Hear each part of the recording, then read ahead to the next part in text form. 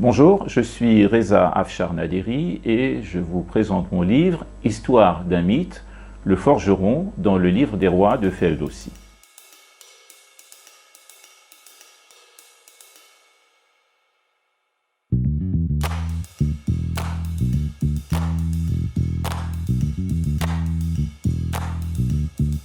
Pour parler de ce livre, donc le titre « Le forgeron dans le livre des rois de Ferdowsi », il y a deux choses. D'abord, deux notions que je dois mettre en évidence. D'abord, le livre des rois, pour ceux qui ne le sauraient pas, c'est l'œuvre majeure de la littérature iranienne. C'est une épopée qui raconte l'histoire de l'Iran pré-islamique, donc jusqu'à l'invasion arabe au 7e siècle. Donc c'est une œuvre majeure en 60 000 vers qui a été composée par Ferdowsi, qui est le poète national iranien.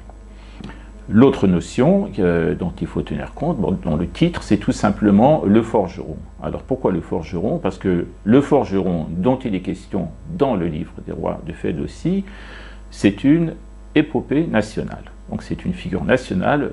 Le forgeron, c'est en Iran le mythe patriotique par excellence.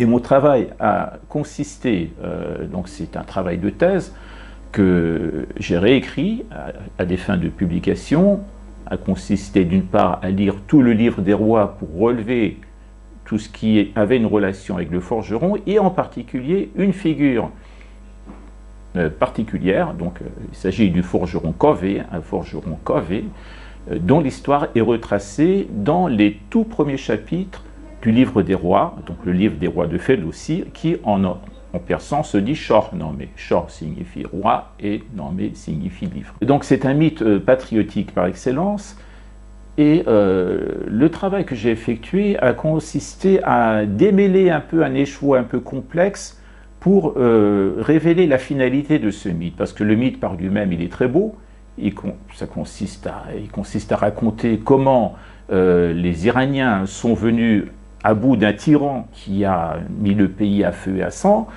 qui a contribué à produire le chaos donc dans l'Empire iranien. Et par contre, ce qui est intéressant de savoir, et c'est là où intervient le chercheur, c'est d'expliquer comment ce mythe a été détourné pour les besoins d'une idéologie royale.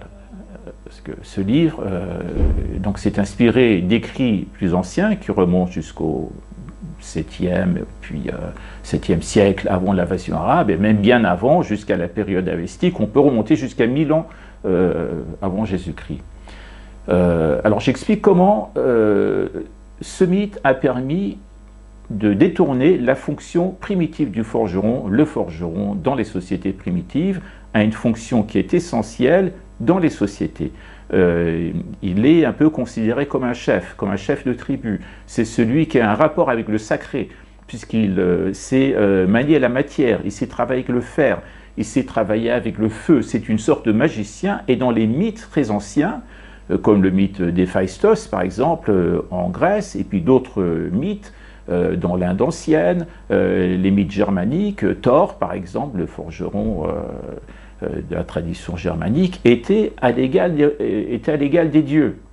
Et par contre, dans la tradition iranienne, ce forgeron n'exerce plus cette fonction. On s'est servi de lui dans ses écrits qui ont été le produit des scribes royaux, pour en faire une sorte de révolutionnaire, une sorte de Spartacus à l'iranienne, au service d'un roi, au service de la venue au pouvoir d'un roi.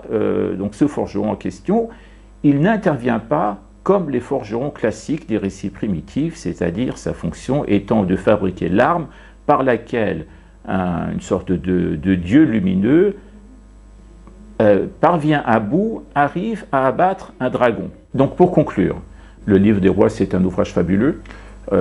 Par contre, la fonction du chercheur, c'est établir la généalogie d'un phénomène. Et ce qui est intéressant dans ce phénomène-là, c'est la mise au service d'une sorte d'idéologie des castes. Le forgeron, en tant qu'artisan, en tant qu'ouvrier, ne pouvait pas se situer au même niveau que les rois. Ce qui explique ce détournement du mythe primitif pour en faire une sorte de révolutionnaire, une sorte de caution de l'asservissement du peuple à la cause royale.